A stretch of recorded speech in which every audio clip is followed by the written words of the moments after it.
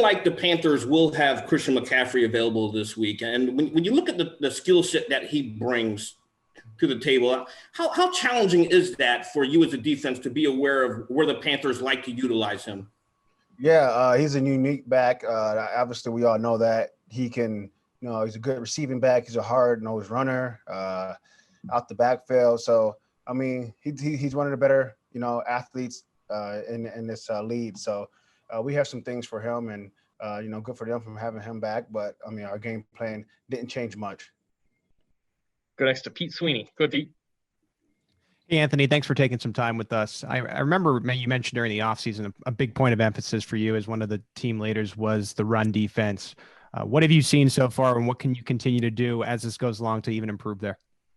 Yeah, we just got to keep improving. I don't think we're where we want to be right now, like overall in the run game, but we showed signs of being great, and we're not giving up many points. I mean, at the end of the day, that's how you win games, is not letting teams score on you and making them kick field goals instead of touchdowns. So sometimes the score of the game might make the team run more or run less. So it's a lot of stuff that's kind of not out of our hands, but what we're trying to do is just try to improve in every phase, every week.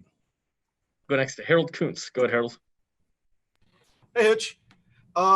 Dan Sorensen's a guy that's kind of come along in the last couple of games. Just what are you seeing out of him? And I mean, Tyrann Mathieu even said, he belongs in that group of guys that should be leaders on his team. Do you agree with that as well? Oh yeah, definitely. From day one, Dan has always been a leader on this defense and special teams in this team. And maybe a lot of people don't talk about it, but we do in house. We all respect Dan, the way he comes to work every day, the way he plays, and the way he carries himself. So he's always been a leader in my eyes, and many guys on this team. Let's go next to Soren Petro. Go, Soren. I think kind of a follow-up from what Pete asked you about the run defense and everything. On the modern game, the analytics guys will tell you, like, you win and lose with the pass, right? And you guys are like number 3 against the pass.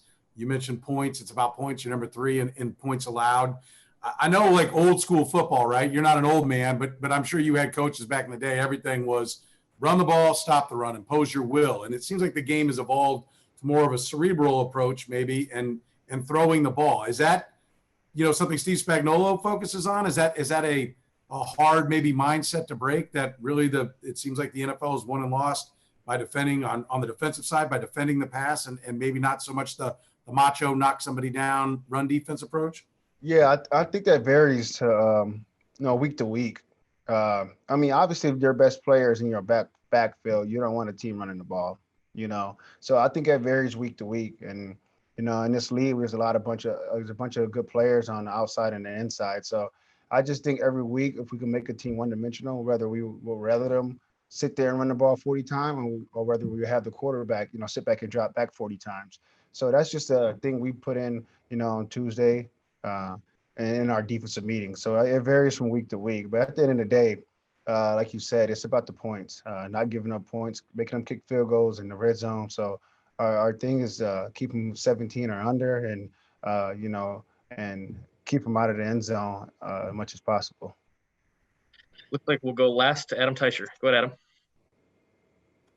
Hey, Anthony, you talked earlier about wanting maybe some improvement in the run defense, but I was wondering whether there are any other specific areas you're looking for the defense to improve over the second half of the season, other than just kind of generally getting better, whether that's red zone or third down, whatever it might be. Yeah, red zone. I think Spags putting a big emphasis on red zone. When we had our opportunity, lately we've been pretty good, but there was a couple of weeks there where we was kind of struggling. Yeah, red zone, third down, and points. Man, that's our main 3 things. We win on third down, we win in the red zone, and we keep them under 17 or under. Our chances go way up to winning the ball game. So those are the 3 main areas we're just going to keep working on. And third down is huge in this league.